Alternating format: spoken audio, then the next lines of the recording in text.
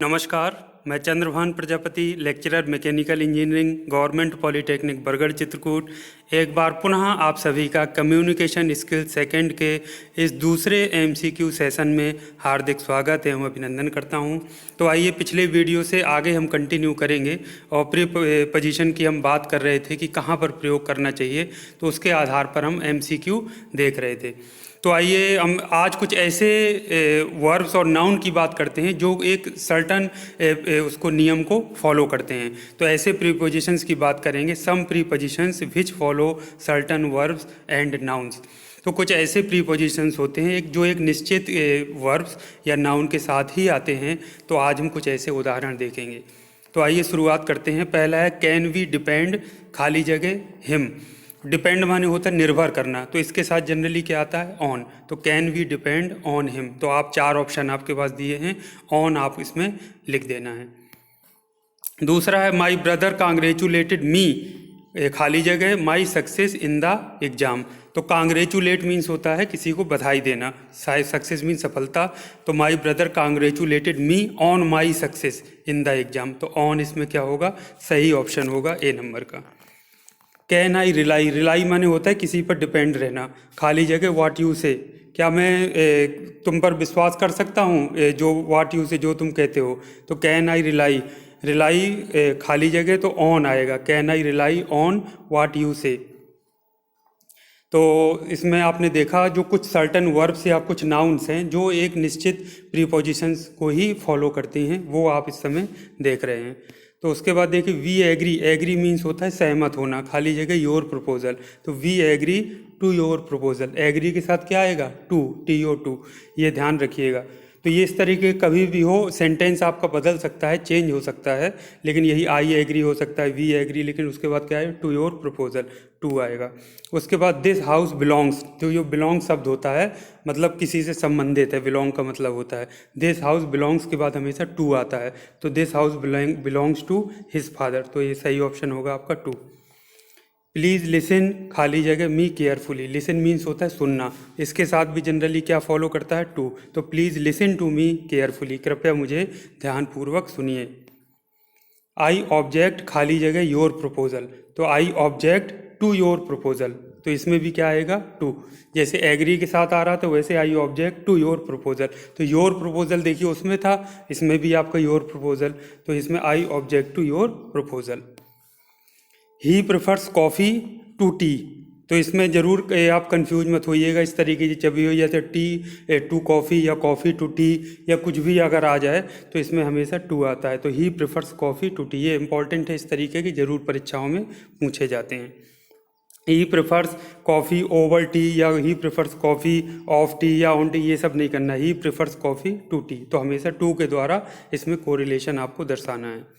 I shall refer this matter to higher authorities, TO2 आएगा higher authorities.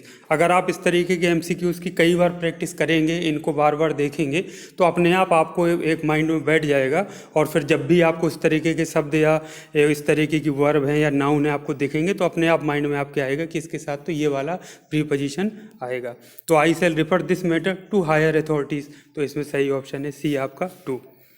उसके बाद माई son has no aptitude खाली जगह साइंस, एप्टीट्यूड मतलब रुझान, खाली जगह साइंस, यानी मेरा जो पुत्र है उसका साइंस के प्रति कोई रुझान नहीं है। तो इसमें क्या आएगा for science, my son has no aptitude for science, तो FOR फॉर ये आपका डी ऑप्शन हो जाएगा। इसी तरीके से a mother has great affection, affection means लगाव या प्रेम आप कह लीजिए, खाली जगह हर चिल्ड्रन। तो एक माँ के अंदर क्या होता है अपने बच्चों के प्रति बहुत ज़्यादा लगाव या प्रेम होता है। तो ए मदर हैज़ ग्रेट अफेक्शन खाली जगह फॉर हर चिल्ड्रन, तो इसको आप इस तरह से कर सकते हैं। आर यू कैंडिडेट खाली जगह the post of lecturer, candidate मतलब उम्मीदवार, पोस्ट ऑफ लेक्चरर मतलब लेक्चरर की पोस्ट के लिए क्या आप एक उम्मीदवार हैं। Are you candidate for the post of lecturer, तो इसमें क्या आएगा फॉर आएगा।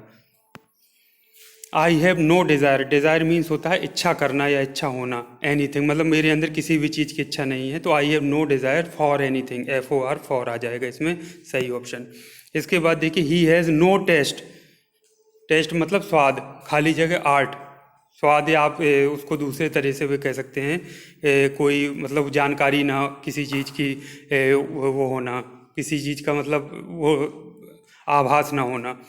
जैसे he has no taste for art, यानी आर्ट के लिए उसके अंदर कोई रुझान या टेस्ट नहीं है। उसके बाद व्हाट इज़ योर ओपिनियन, खाली जगह माई बुक, मतलब आप मेरी बुक के बारे में आपकी क्या राय है। ओपिनियन मीन्स राय, तो what is your opinion about my book, तो इसमें क्या आ जाएगा, अबाउट आ जाएगा। We have not the least doubt, खाली जगह हिज कॉम्पिटेंस, तो we have not the least मतलब डाउट मतलब होता है संशय, हिज कॉम्पिटेंस, कॉम्पिटेंस मीन्स समर्थ, सामर्थ्य एक तरह से हम बोल सकते हैं। तो we have not the least doubt about his competence, यानी उसके, अबाउट मीन्स उसके बारे में, तो उसकी कॉम्पिटेंस यानी कि उसकी सामर्थ्य के बारे में हमारे मन में कोई शंका नहीं है। You should be careful under, खाली जगह your health, you should be careful about your health, मतलब अपनी हेल्थ के बारे में आपको जागरूक रहना चाहिए। केयरफुल मतलब केयरफुल आपको रहना चाहिए। आर यू एंग्री, तो एंग्री जो है आपका, वो एंग्री मीन्स होता है नाराज होना किसी से, तो इसके साथ क्या आता है, विद आता है। तो are you angry with me, he is very intimate, intimate means होता है गहरे संबंध होना किसी के बीच में। He is very intimate with you, मतलब वह आपके साथ बहुत ही घनिष्ठता है आपके अंदर। इंटीमेसी मीन्स घनिष्ठता होना, तो ही is very intimate with you, तो इसमें क्या आएगा, विथ आएगा। ही इज़ ऑफुली बिजी, मतलब ऑफुली मीन्स बहुत ज़्यादा बिजी होना, खाली जगह हिज वर्क दीज डेज, तो he is awfully busy with his work these days, मतलब वह अपने काम में इस समय बहुत ज़्यादा बिजी है। तो आज के लिए इतना काफ़ी है। ये एक पूरा सेट था जिसमें आपने देखा कि कुछ ऐसे प्रीपोजिशन जो सर्टन वर्ब्स और नाउन्स को फॉलो करते हैं वो आपने देखा। तो इसी तरह से आप प्रैक्टिस करते रहिए। मैं आप लोगों के लिए इसी तरह के सेट आपके जो MCQs हैं लाता रहूँगा, जो भी आपके सिलेबस में है, जो इंपॉर्टेंट क्वेश्चंस हैं वो मैं आपके सामने लाता रहूँगा। तो पढ़ते रहिए इसी तरह से। आज के लिए इतना काफ़ी है। Thank you very much. आपका दिन शुभ हो।